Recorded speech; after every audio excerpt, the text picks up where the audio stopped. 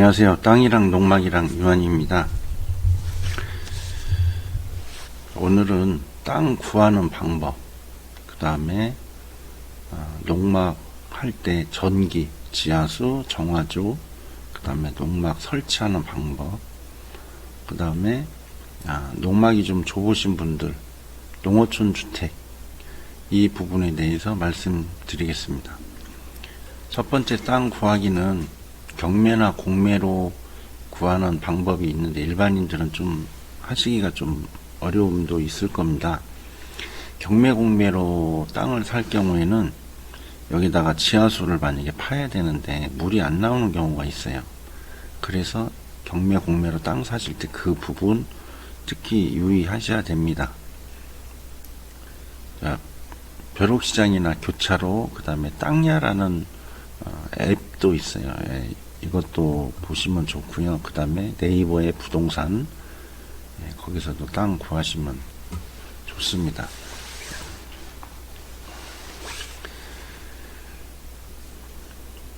자, 전기는 일반 개인은 신청을 못하고 전기공사 면허 있는 자가 할 수 있게끔 되어 있습니다. 전기는 기본적으로 전봇대에 있는 데서 내가 농막을 설치하는 데까지 200m 이내면 무료입니다. 추가 요금은 없다는 거죠. 200m가 넘으면 1m당 45,000원 정도 추가 부담이 됩니다. 100m면 450만원 그렇게 되겠죠. 그 다음에 이제 지하수, 도로 앞에 마을 수도가 있어서 연결을 할 수 있는 게 가장 좋죠. 그러면 이장님한테 얘기해서 발전기금 100만원 정도 내시면 수도 연결까지 해드립니다. 아니면 이제 지하수를 파야 되는데 지하수는 크게 소공하고 대공이 있습니다. 소공은 한 20-30m 파는 건데 이제 허드렛 물로만 쓰는 거죠. 식수로는 안 되고. 대공을 파는 경우는 100m 이상 땅속으로 100m 이상 파가지고 안반을 뚫어서 이제 하는 건데 비용이 약 1000만원 가량 듭니다. 그 다음 지하수를 만약에 하실 경우, 대공을 할 경우에 옆에다 물탱크를 놓는 게 좋습니다. 물탱크를 안 놓으면 물 쓸 때마다 모터가 작동이 돼서 모터가 쉽게 고장이 납니다. 물탱크 놓으실 때도 세면으로 된 사각 관을 땅속에 먼저 묻은 다음에 그 다음에 물탱크를 안에 넣고 물을 채웁니다. 물을 꼭 채운 다음에 그 다음에 그 틈새에다 모래를 채우는 방식. 그 다음에 겨울철 관리할 때는 지하수 판 대공 그 안에 있는 모더라든지 배관에다가 전부 열선을 감아야 됩니다. 감고 거기다가 이불이라든지 이런 걸 집어넣으면 되는 걸로 알고 있는데 그러면 100% 없니다. 철판으로 된 뚜껑 덮기 전에 부직포 같은 걸로 그 사각 박스를 먼저 씌운 다음에 철판을 씌우고 그 위에다 또 한 번 부직포를 덮어서 네 군데를 이제 틈새 없이 막아주는 방법. 그 찬기운이 그래야 안 들어가니까요. 그렇게 하시는 방법이 좋습니다. 정화조는 정화조 설치하실 때 사진 한번 볼까요?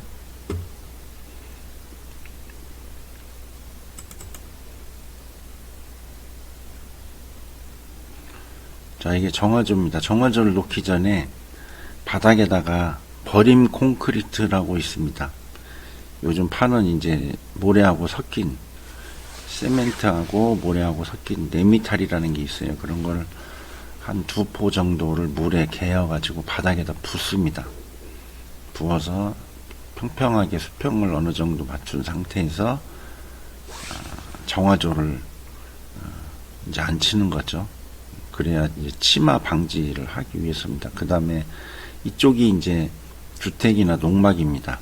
이렇게 배관이 연결돼서 이거는 이제 집수정이라고 해서 냄새가 역류 되는 거를 막기 위해서 하는 거고, 그 다음에 요 부분에 계란판 같은 게 있는데 그게 필터입니다. 이거를 반대로 이쪽에 계란판이 있는 거를 하면은 이걸 노후나 완화가 되겠죠. 이 부분 공사하는 시공업자를 불러서 했을 때 본인이 여기에서 이 안쪽을 봐야 됩니다. 계란판이 있는지. 그래야 올바른 설치가 되는 거고요. 그 다음에 요 배관도 좀 비싸더라도 장비가 다녀도 이게 파손되지 않을 정도로 상당히 강한 게 있습니다. 3배 정도 강한 게 있어요. 그런 거는 아끼지 말고 비용을 좀 들더라도 그걸 하시는 게 좋고, 그 다음에 배관을 할 때는 여기가 높아야겠죠. 여기보다는. 그래야 물이 이렇게 내려가니까. 이 이후에도 점점 낮게 돼야겠죠. 수평자로 공사를 하실 때 본인이 직접 수평자로 여기다 재서 이쪽이 낮은지 다 배관 하나하나마다 확인을 하시는 게 좋고,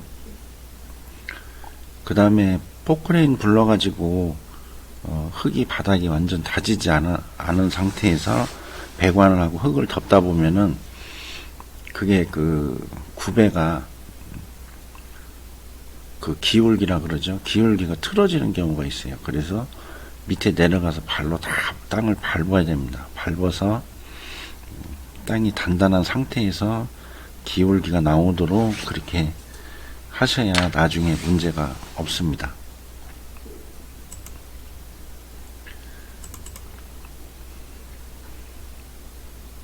자, 이 사진은 이제 대공파는 기계인데요. 요게 4m 짜리입니다. 관.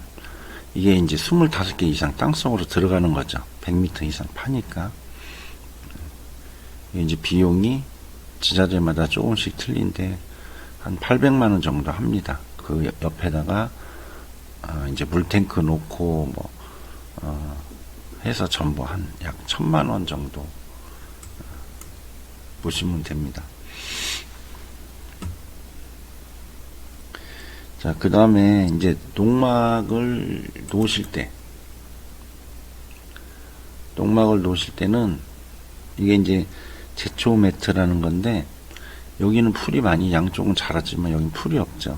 농막 놓기 전에 이 제초 매트를 먼저 바닥에다 깔고 농막을 놓으시면은 잡초가 이제 농막 밑에서 이렇게 자라지는 않겠죠.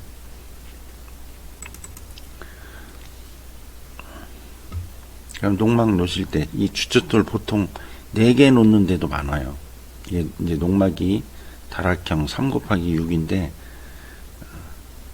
요 앞부분이 6m죠. 여기다가 3개를 놓는 겁니다. 뒤에도 3개. 왜 그러냐면 화장실하고 주방 쪽이 좀 무겁고 하기 때문에 이 가운데 앞에도 하나, 뒤에도 하나 반드시 해 주셔야 좋습니다. 그 다음에 이제 양평 같은 경우, 경기도 양평은 농막을 창고로 해서 건축물 대장이 등재하도록 돼 있어요. 그러니까 거기는 3년마다 연장 이런 걸 안 하겠죠. 가건물은 원래 3년마다 연장입니다. 그리고 양평은 또 정화조도 허가자이기 때문에 추가 비용이 500만원 더 듭니다. 그리고 주의하실 점은 강원도 횡성 같은 경우에는 전에는 다락형도 놓고 안에 화장실, 주방 다 됐는데 지금은 일체 불가입니다. 이런 형태의 농막 자체가 불어입니다. 3/6m 컨테이너만 허락이 됩니다. 그러니까 남이 만들어 놓은 요런 거를 덜컥하고 샀다가 나중에 3개월 후에 연장이 안 되고 하는 경우가 있기 때문에 농막을 놓으실 때 그 지자체에다 방문을 해서 내가 몇 번지에다 농막을 놓으려고 하는데 해가지고 이런 사진 같은 걸 갖고 가서 이런 게 가능한지 꼭 확인 하시는 게 좋습니다.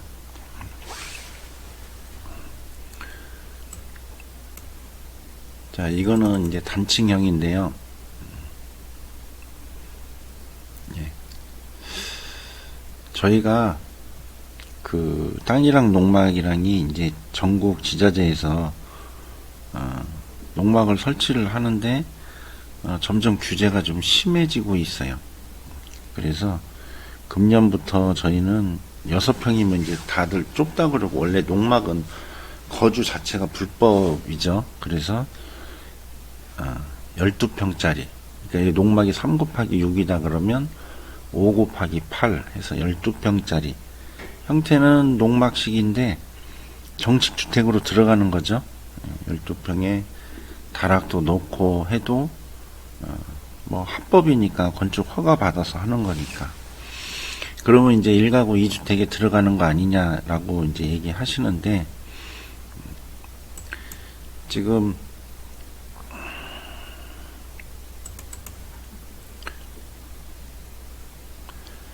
조세 특례 제한법 99조 4항 주요 내용 해서 2020년 12월 29일 개정. 이게 이제 무슨 내용이냐면, 서울 수도권을 제외한 나머지 지역의 읍면 단위의 땅하고 주택하고 취득 가격이 2억 이하인 경우, 그 다음에 3년을 보유하고 있는 상태에서 서울에 있는 집을 양도하는 경우 비과세 적용한다. 예, 금년 12월 31일까지 농어촌 주택 취득 시, 그리고 취득하고 3년 보유하면 비과세로 적용된다는 법입니다. 그래서 저희 땅이랑 농막이랑은